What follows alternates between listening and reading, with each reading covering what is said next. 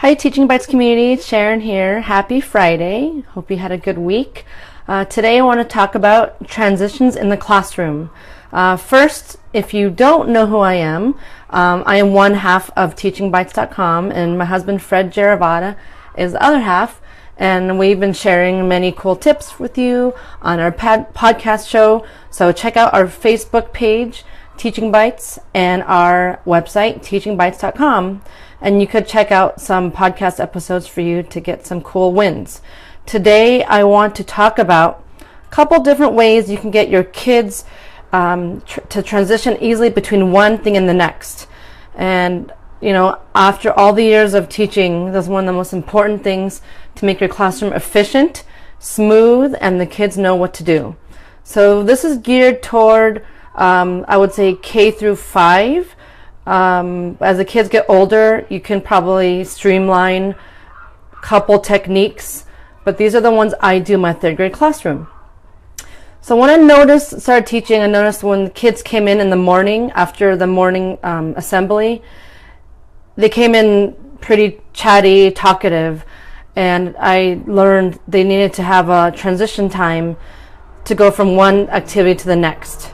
So I did a lot of breathing and stretching before we enter the classroom.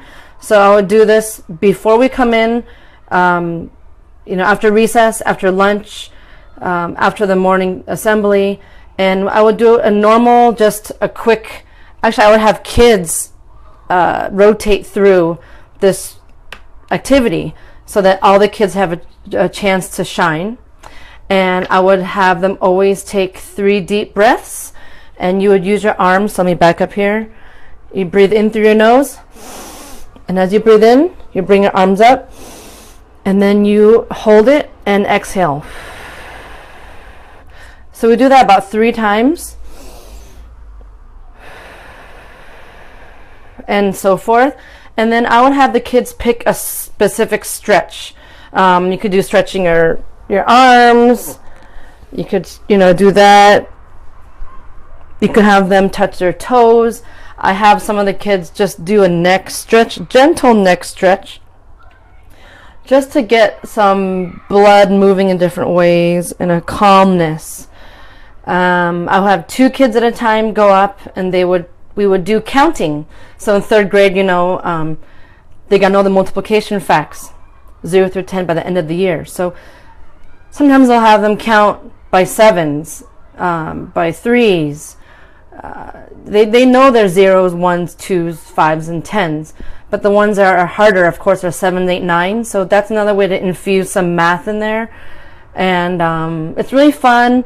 I have the kids, like I said, rotate through that part, so they have 2 kids at a time at every transition, and that way it gets them to calm, so they know when they go into the classroom, they have already had their mind and their body ready to learn.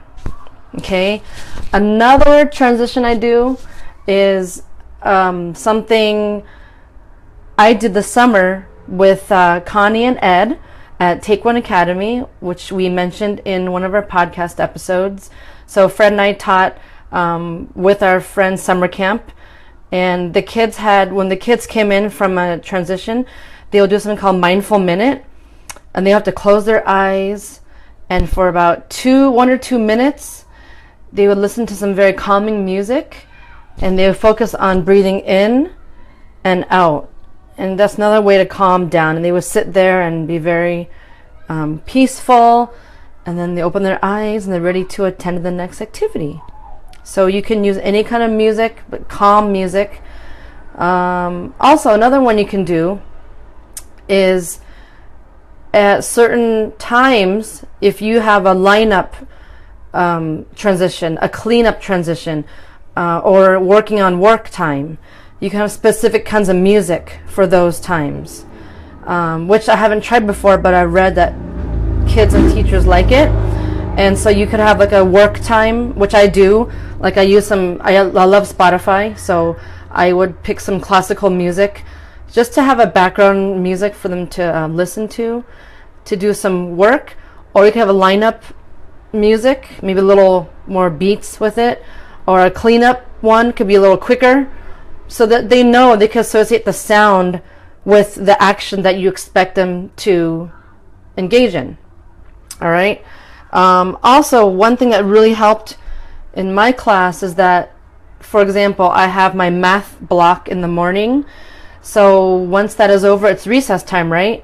And after recess, it says language arts. So usually I have them get their books out for the next activity before we go to recess. So if it's math time, it's over, they put math away and they get all the language arts books out, so that by the time they come back from recess, it's all ready to go.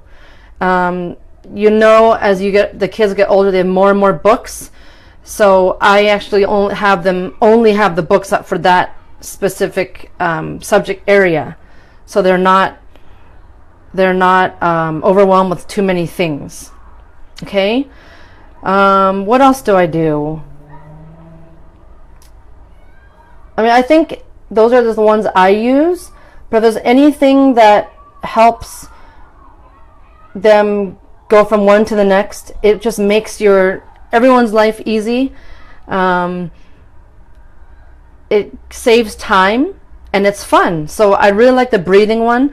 It's something I really into. I wish I could do yoga more often, but being mindful of your breath is pretty amazing. Hi Jenny, thanks for joining.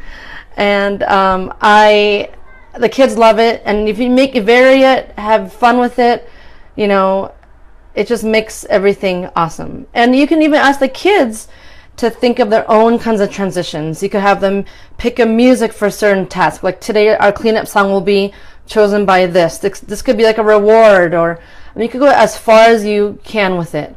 But the most important thing is to make the expectations clear. You follow through with it, have the kids enjoy it, and I hope you find this valuable. Please, again, check us out at teachingbites.com for our podcast shows, and please, anyone that wants to chime in with ideas on transitions, that'd be awesome to share with everyone else. And I know it's Friday, you had a long teaching week. I hope you have a great weekend, and I'll talk to you next time. Bye.